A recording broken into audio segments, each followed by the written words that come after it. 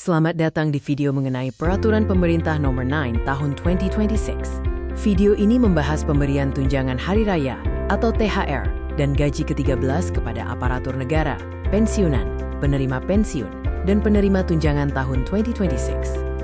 Video ini disampaikan oleh Agustinus Sulistianto, seorang praktisi senior perencanaan pembangunan dan keuangan daerah. Untuk informasi kontak lebih lanjut, silahkan merujuk pada detail yang ditampilkan di layar. Latar belakang dan tujuan PP ini mencakup pengelolaan keuangan negara oleh Presiden, upaya menjaga daya beli masyarakat melalui belanja aparatur negara, dan sebagai wujud penghargaan atas pengabdian. Dasar yuridisnya mengacu pada Pasal 5 Ayat 2 UUD 1945 dan UUAPBN Tahun Anggaran 2026. Peraturan pemerintah ini ditetapkan dengan mempertimbangkan penetapan gaji dan tunjangan oleh Presiden, upaya pemerintah mempertahankan daya beli masyarakat, dan pemberian THR serta gaji ke-13 sebagai wujud penghargaan. Pasal 2 menyatakan bahwa pemerintah memberikan THR dan gaji ke-13 tahun 2026 sebagai penghargaan atas pengabdian, dengan memperhatikan kemampuan keuangan negara. Penerima mencakup aparatur negara, pensiunan, penerima pensiun, dan penerima tunjangan. Klasifikasi aparatur negara menurut Pasal 3 mencakup PNS, calon PNS, PPPK, prajurit TNI, anggota Polri, dan pejabat negara. Detail lebih lanjut mengenai aparatur negara lainnya dan pejabat negara juga dijelaskan dalam pasal ini. Pasal 4 mengklasifikasikan pensiunan menjadi pensiunan PNS, pensiunan prajurit TNI, pensiunan anggota Polri, dan pensiunan pejabat negara. Termasuk di dalamnya adalah penerima tunjangan bersifat pensiun dan tunjangan pokok. Pasal 5 mengatur penerima pensiun, yang sebagian besar terdiri dari janda, duda, atau anak dari PNS, prajurit TNI, anggota Polri, dan pejabat negara yang meninggal dunia atau tewas, serta orang tua dalam kondisi tertentu. Penerima tunjangan dalam Pasal 6 mencakup veteran, anggota Komite Nasional Indonesia Pusat, perintis kemerdekaan, bekas tentara asing, dan berbagai penerima tunjangan bersifat pensiun pokok dari TNI Polri, serta penerima tunjangan cacat. Pasal 7 menetapkan persyaratan bagi pegawai non-ASN untuk menerima THR dan gaji ke-13. Persyaratan utamanya meliputi WNI, masa kerja minimal 1 tahun, pendanaan dari APBN/APBD, dan pengangkatan oleh pejabat berwenang. Pasal 8 menjelaskan pengecualian penerima THR dan gaji ke-13 bagi PNS, prajurit TNI, dan anggota Polri. Ini berlaku bagi mereka yang sedang cuti di luar tanggungan negara atau ditugaskan di luar instansi pemerintah dengan gaji dibayar instansi tempat penugasan. Pasal 9 merinci komponen THR dan gaji ke-13. Sumber APBN untuk aparatur negara mencakup gaji pokok, tunjangan keluarga, pangan, jabatan UMUM, dan kinerja. Sumber APBD juga mencakup komponen yang sama, ditambah tambahan penghasilan maksimal 1 bulan.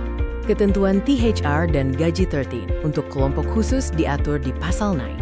Pimpinan dan anggota DPRD menerima akumulasi uang representasi, tunjangan keluarga, dan tunjangan jabatan. PPPK dengan masa kerja kurang dari 1 tahun diberikan secara proporsional. Detail lain mengenai BLU, KPK, dan lainnya juga tersedia. Pasal 10 mengatur komponen THR dan gaji ke-13 untuk calon PNS. Baik dari sumber APBN maupun APBD, komponennya mencakup 80% dari gaji pokok PNS, tunjangan keluarga, tunjangan pangan, tunjangan UMUM, dan tunjangan kinerja, tambahan penghasilan.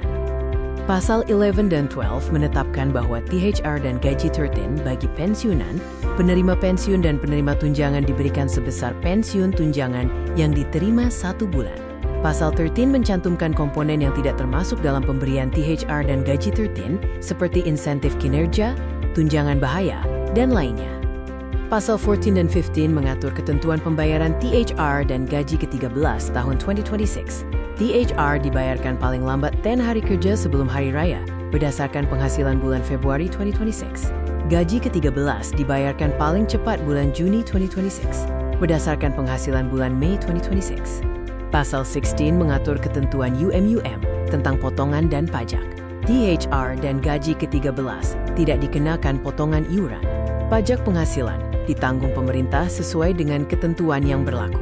Pasal 17 mengatur pembayaran THR lebih dari 1. Jika berhak menerima lebih dari 1 THR, hanya dibayarkan yang nilainya paling besar.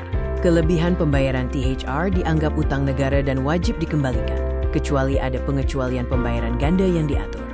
Pasal 18 mengatur ketentuan pembayaran gaji ke-13 lebih dari satu. Sama seperti THR, hanya dibayarkan satu yang nilainya paling besar. Kelebihan pembayaran gaji ke-13 wajib dikembalikan. Terdapat pengecualian untuk aparatur negara yang juga penerima pensiun tunjangan, di mana keduanya dibayarkan. Pasal 19 membahas sumber anggaran pelaksanaan. Anggaran bersumber dari APBN untuk instansi pusat dan pejabat terkait, TNI Polri, pensiunan, dan lembaga non-struktural. Anggaran dari APBD untuk instansi daerah dan pimpinan terkait. Pasal 20 dan 21 mengatur ketentuan lanjut dan pemberlakuan. Ketentuan teknis THR dan gaji ke-13 dari APBN diatur oleh Peraturan Menteri Keuangan dan dari APBD oleh Peraturan Kepala Daerah. Peraturan pemerintah ini berlaku sejak tanggal diundangkan.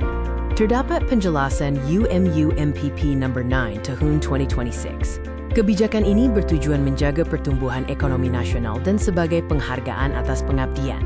Materi muatan mencakup sumber anggaran, tunjangan profesi bagi guru dosen, dan kesetaraan bagi pegawai non-ASN. Lampiran peraturan pemerintah mencantumkan besaran maksimal THR dan gaji ke-13 untuk pimpinan, anggota, dan pegawai non-ASN di instansi pemerintah, termasuk lembaga non-struktural, dengan besaran berbeda berdasarkan jabatan dan jenjang pendidikan.